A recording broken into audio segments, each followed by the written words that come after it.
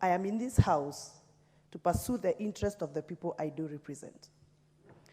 And the people I do represent are people who have priorities. And the people that I do represent are people who understand the mathematics of making money from the farms and making their livelihoods better.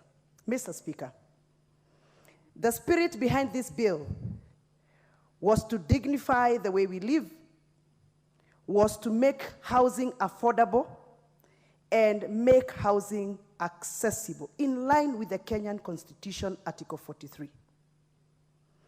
Mr. Speaker, I am excited that the courts of Kenya found it worth to give a clear and sober direction over the existence of a law that oversighted the need to align ourselves with the Constitution of Kenya.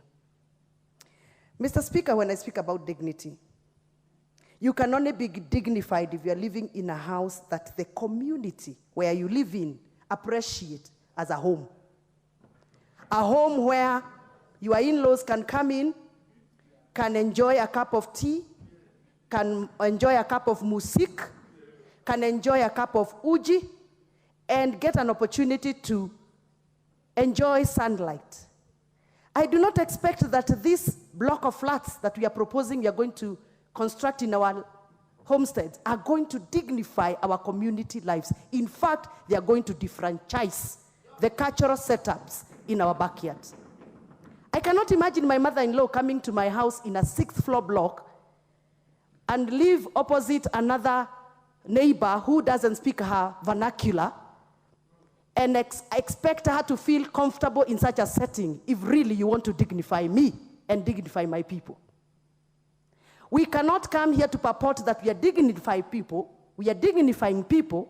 and we are removing them from their cultural setup, away from what they can access for their cultural dignity, to bring them to a contemporary, modern understanding of what dignity is all about. Mr. Speaker, when I speak about dignity, I will be very excited as a member of parliament, specifically as a woman leader who has served in Kiambu County, and I understand Kiambu County very well. I will be excited if I could hear that we are dignified the people of Ruabori slums in Kikuyu constituency, where majority leader comes from. I will be very happy to hear that we are giving all the people who live in Ruabori slums, Kiambori slums. Thank you, majority leader. I would be very happy to hear that the people who are living in Kiambori slums, all of them are going to be dignified, and they're going to be given these houses in the most affordable way for them, remembering that most of them living in the slums have no constant income. They are not employed. I'll be very excited if these houses are going to be given to the people who are living in Thika constituency in a Geshagi known as Geshagi Kia Madharau, meaning it is a village of indignified life. I'll be very happy if these houses are dignifying those people. I'll be very, very happy if these houses are dignifying the life of the people who live in Gashagi Kamaratadi. That is in a village of houses made of paper, nylon paper, in Lari constituency. I'll be very, very happy. But looking at what has been done in the past, when this house tax and levies were introduced in this house, the houses that are being constructed, for example, the ones that have been constructed in Roilo, there is nobody from Gasogi Kamadharau can afford those houses. The deposit they are in, 400,000 per house, they cannot afford. So what dignity are we talking about here? Who are we dignifying? Mr. Speaker, when you speak about accessibility, we are only constructing these houses in the urban areas.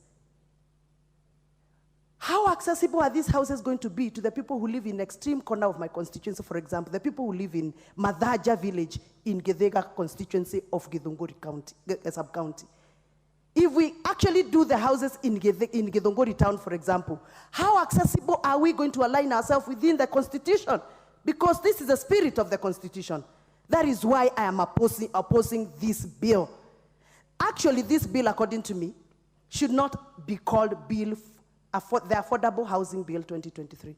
It should actually, if we really are serious, we should call it the Affordable and Social Housing Bill 2023.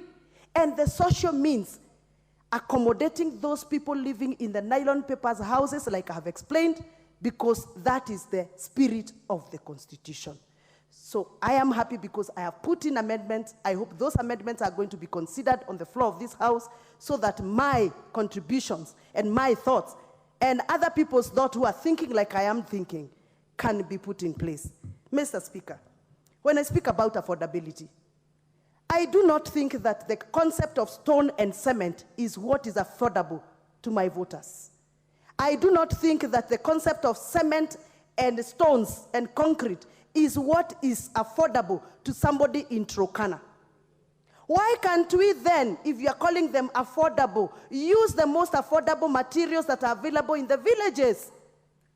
Why must you force me to adopt your concept of concrete and stones and cement, and that is not affordable to me? That is affordable to you because of your income levels. It is not affordable to me. To the people of Turkana, who are used to making their houses using wood cut from the trees and the cow dung to smear the houses and look beautiful, to them, that is what they can afford in their backyard. Why are you going to introduce the concrete and stones in Turkana, and they are not affordable there? By the way, stones and cements are only affordable in Nairobi and Kiambu County, where we have quarries.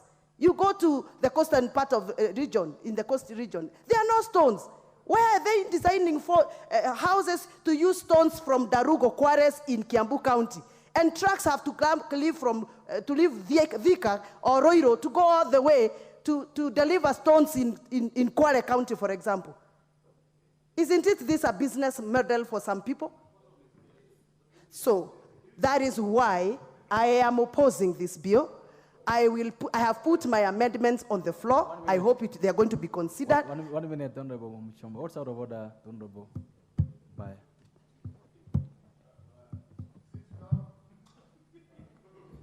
Honorable Speaker, I rise to a point of order on misinformation, because the coast region is known for the coral stone.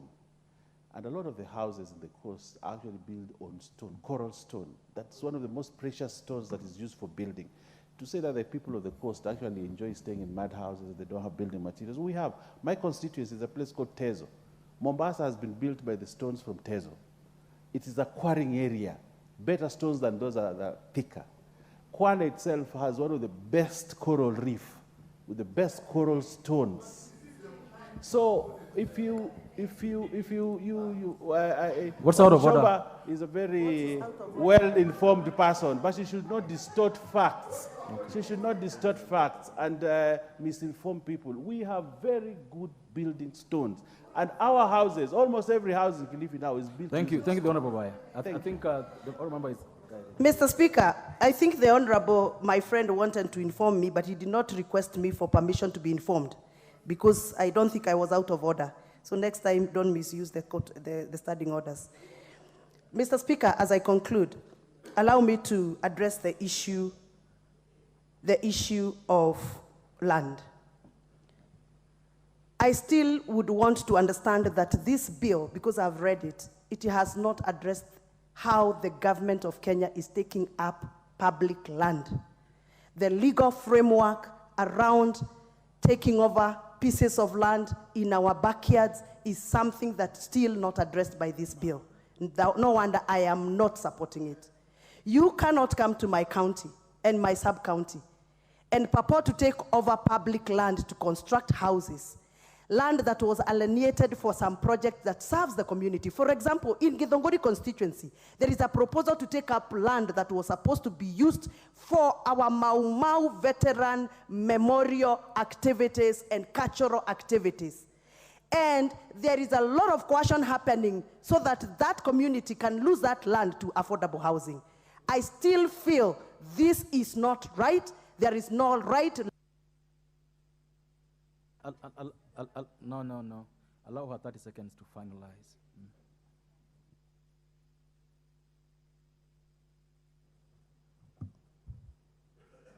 Thank you. Thank you for your consideration, Mr. Speaker. I still feel that there is no right inclusion of the legal approach on how the government, through this affordable social housing bill, is going to take over land that is supposed to be community land. And therefore, I oppose this bill, and I have put my amendment to see whether my concerns and the concerns of the people I represent have been captured in this bill. Thank you. Minority Whip.